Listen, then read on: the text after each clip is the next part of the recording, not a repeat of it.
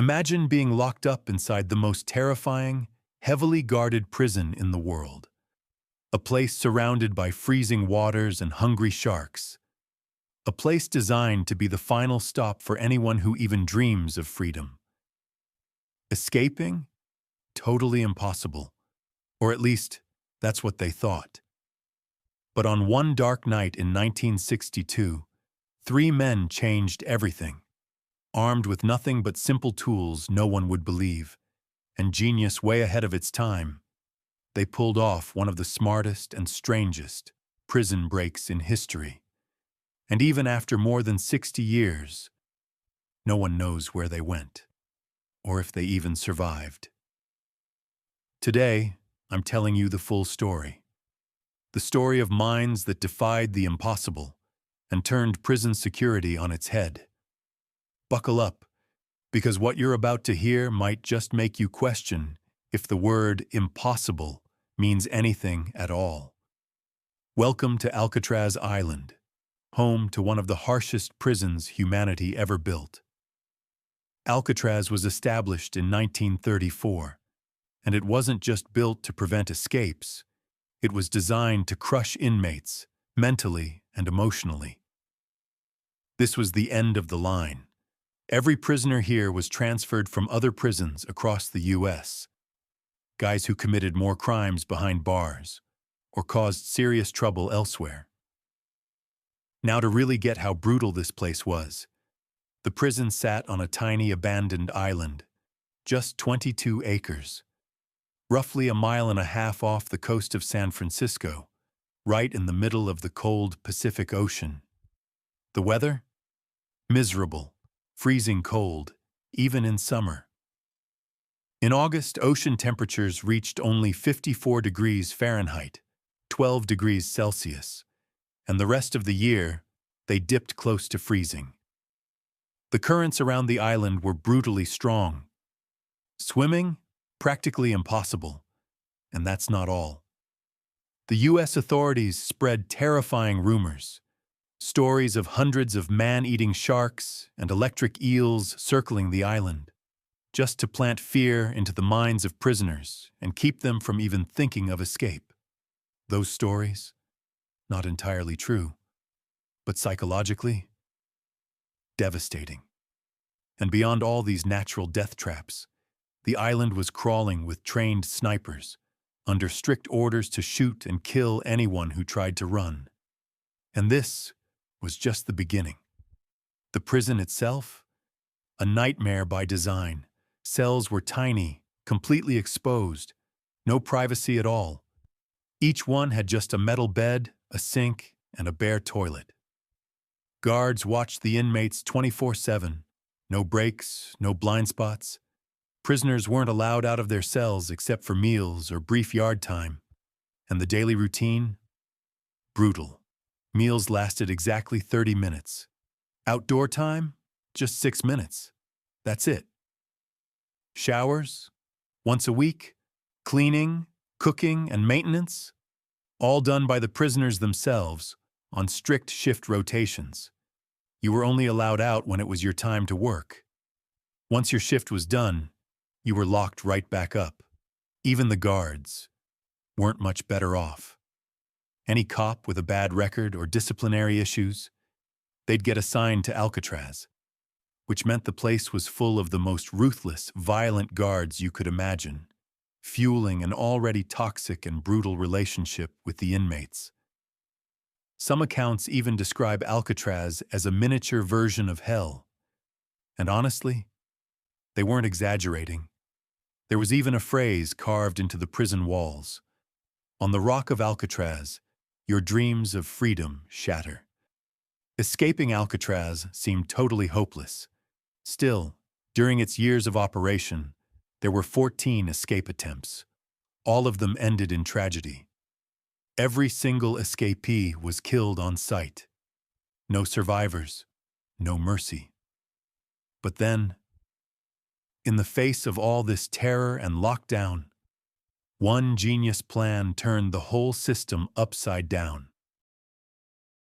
Let's be honest, the inmates at Alcatraz?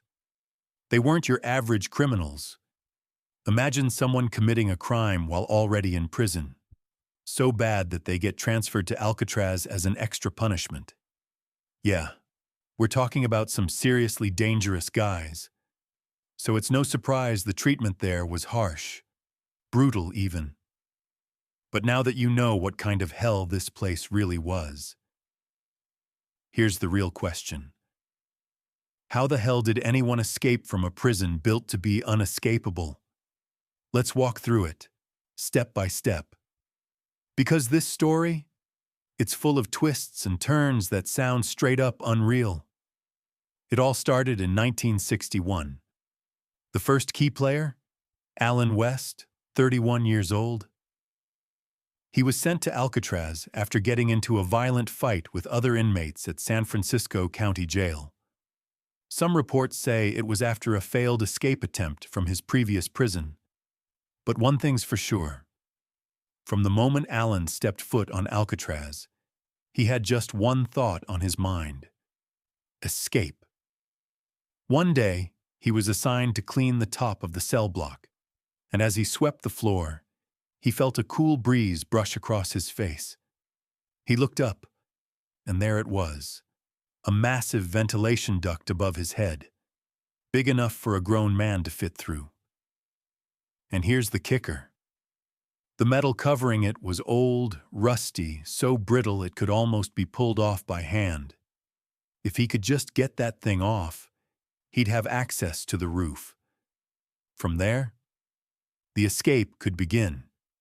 But Allen knew he couldn't pull this off alone. He needed a team, smart, reliable, daring. That's when the second name enters the picture. Frank Morris, 33 years old. Frank had also been transferred to Alcatraz after trying to escape another prison. But Frank wasn't just another inmate. He was a genius. With an IQ of 133, he was smarter than 98% of the population. So Allen, hyped by his discovery, rushed back to his cell. His neighbor, right on the other side of the wall, was Frank Morris. Allen told him everything. And Frank? He immediately knew this was their shot. Allen made the discovery. But Frank? He was going to engineer the whole escape. First thing Frank did, build a team. After 5 days of thinking it through, he chose 2 more guys, John Anglin and Clarence Anglin. Brothers, sharing a double cell just down the same block. Why them?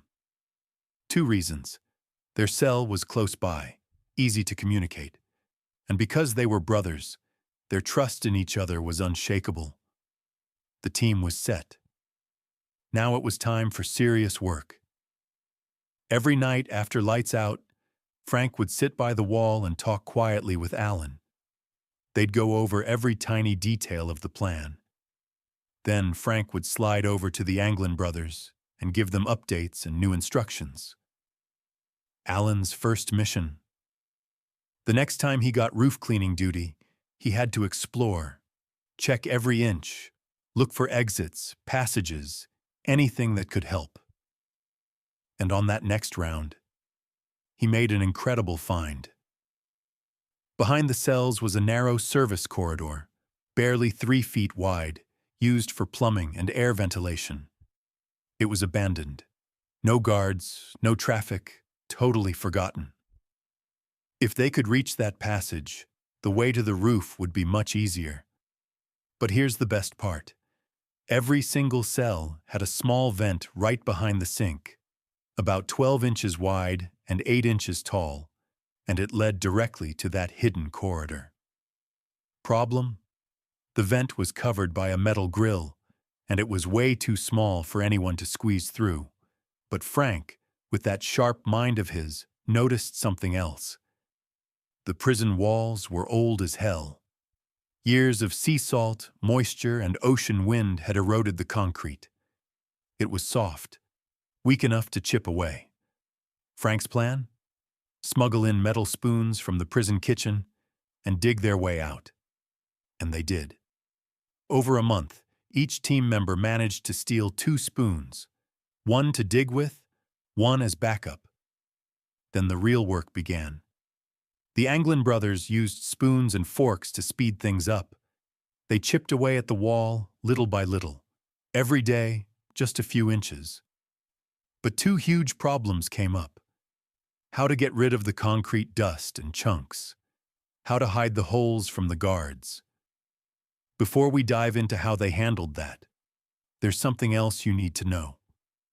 Every night, at exactly 9 p.m., prisoners were allowed to sing and play music for 1 hour. It was the only joy they had in that place. The noise? Loud enough to drown out anything. Music, clapping, shouting, it was chaos. And that hour was their golden window. While the other inmates sang and played instruments, the escape team dug. No one noticed. Not the guards, not the prisoners. And just like that, the first pieces of the greatest prison escape in history were falling into place. The escape plan was simple on paper. Each guy would dig his way out from inside his own cell. As for the Anglin brothers, one would dig while the other kept watch. They used a small mirror to see the corridor clearly, and as soon as the lookout spotted a guard coming down the hallway, he'd give a loud, fake cough, their secret warning signal. At that moment, everyone would stop working immediately. They'd cover up the hole with clothes, sit down like nothing was happening. Now, let's go back to the two major problems they had to deal with while digging. First, how to get rid of all the rubble and dust. Simple.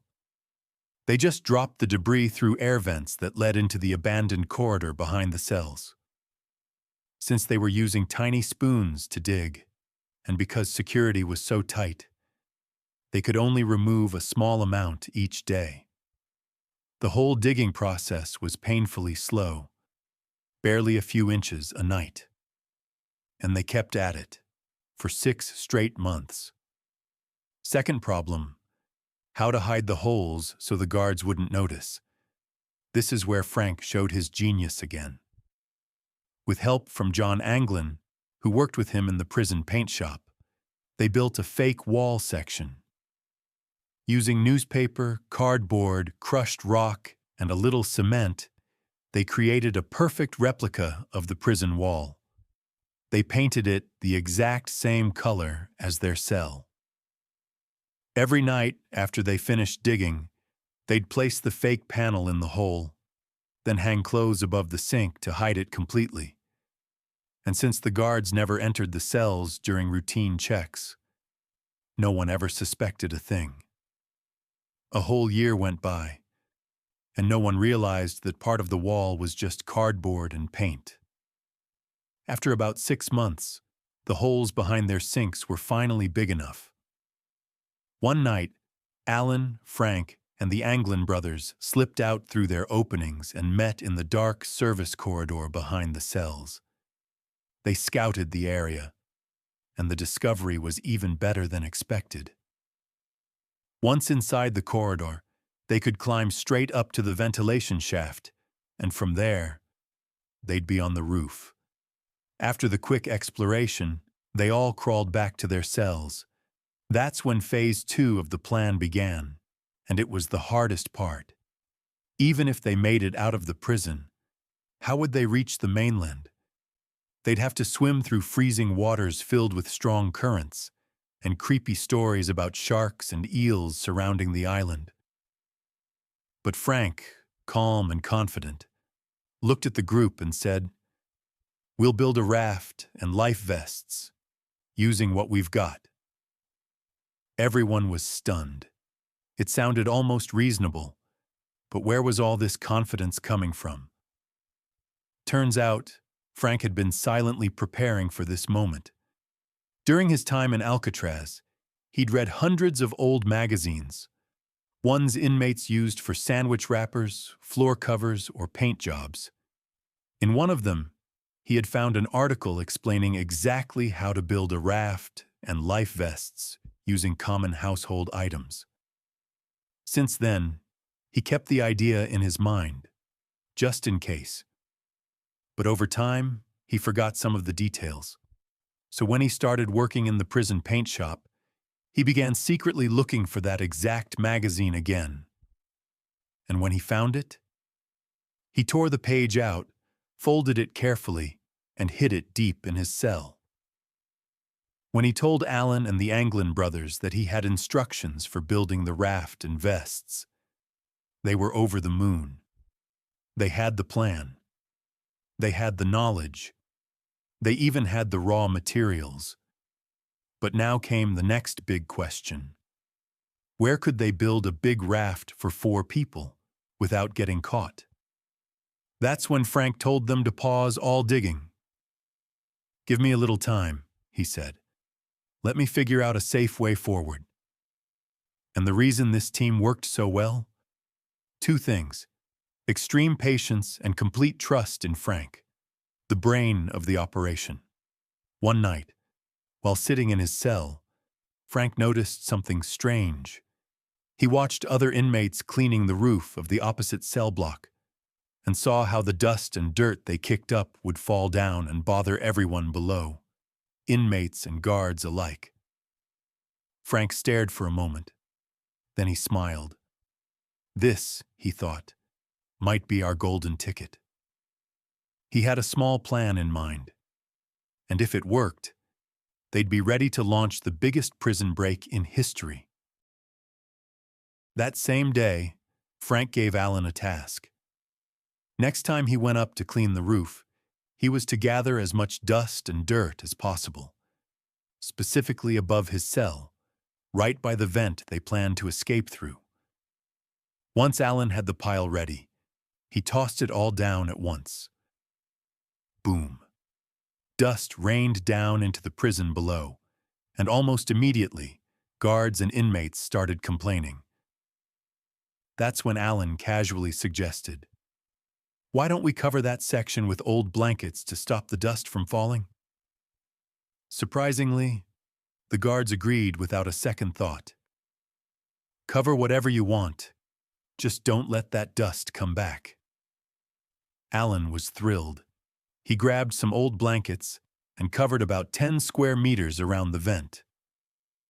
Just like that, they had a hidden workspace above the cells, a secret workshop no one could see. They could now work there every night, completely undetected. But another challenge came up.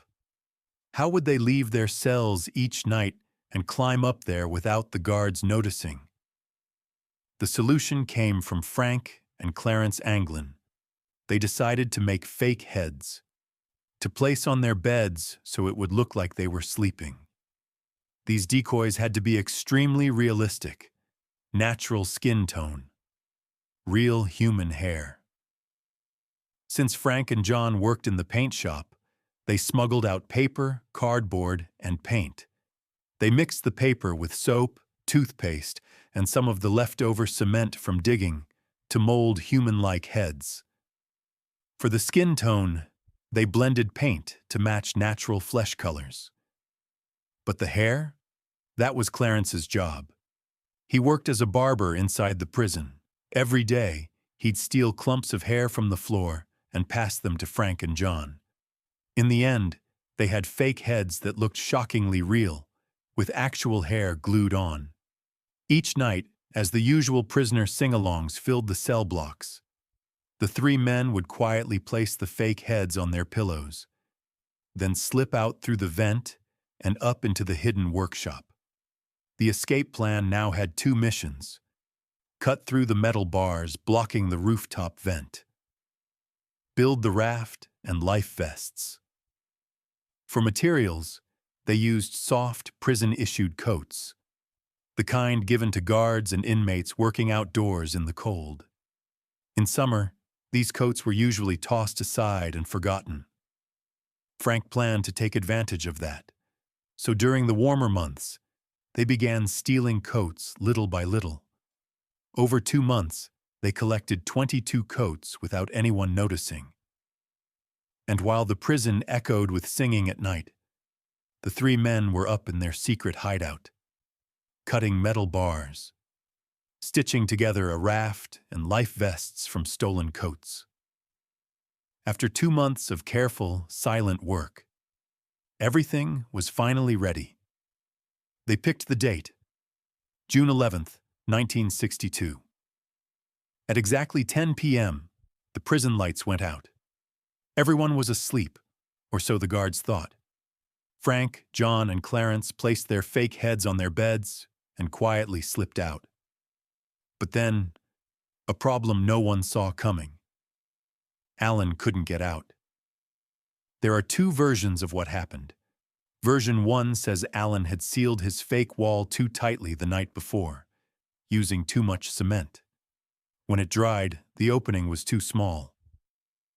Version 2 says Alan hadn't been leaving his cell much during the past 2 months. He was too busy acting as lookout, and over time, he gained some weight. Now, he couldn't squeeze through the narrow vent. His friends urged him to try and widen the hole and follow them later. Then, they moved on. They climbed to the top of the cell block, then crept across the prison roof. No guards, no snipers. All those horror stories about intense security. Total myths. When they reached the prison fence, a tall one made of wire mesh, they cut through it and slipped out. They made it to the shoreline. There they pulled out the raft and life vests they'd built. Using a handmade air pump they'd crafted from an old accordion with the musical part removed, they inflated everything. Then, they waited. They waited, hoping Alan could still make it in time. Alan, the mastermind behind the whole escape plan, was now stuck inside his cell, watching his friends leave without him. In that moment, the others knew there was no time left to wait. So they pushed off into the cold waters and disappeared into the night. The next morning, at exactly 7:30 a.m., guards began their usual inspection rounds. When one of them reached the Anglin brothers' cells, he saw what looked like the 2 still asleep. He poked one of them through the bars with a baton, and the head rolled right onto the floor. The guard freaked out. He jumped back in shock, then rushed to unlock the door. Once inside, he found the cell completely empty. What's wild is those fake heads and the tools they used for the escape. They're still on display today at the Alcatraz Museum, where tourists from around the world come to see them. Back in 1962, though, the scene triggered full-on panic. The prison went into lockdown. Guards scrambled everywhere. And when they got to Alan West's cell, they found him sitting on the floor, smoking, totally defeated. He didn't resist at all. He told the guards everything. He was so broken, he reportedly even asked them to end his life. But even then, Frank had planned every detail to perfection. When they asked Alan where the escapees were headed, he said, "The only one who knew the final destination was Frank Morris. He wouldn't tell us, not even in case we got caught. So we couldn't snitch." Search teams launched immediately. They swept the island, but not a single trace was found. So the prison officials made an announcement. The escapees drowned at sea. They claimed the plan only partially succeeded. But the truth? Life vests were later discovered on the opposite shoreline. Authorities wanted to bury the story. They couldn't let it be known that 3 inmates escaped from the most secure prison in America. The U.S. government stayed completely silent for over 20 years. No official statement, no details released. Then, in 1963, just 1 year later, a movie was made about the escape. Strangely, most of the details in that film were spot-on accurate. But the writers didn't get the story from the government. They got it from leaks and underground sources. That same year, Alcatraz was shut down for good. and the famous phrase once carved into the rock, "Your dreams of freedom were shattered on the rock of Alcatraz," was updated on the new prison gate to, "Freedom's dreams were shattered here forever." Today, the prison is just a tourist attraction, a monument to one of the boldest escape attempts in history. Then came more twists. In 1975, the Anglin brothers sent the FBI a recent photo of themselves, proving they were still alive.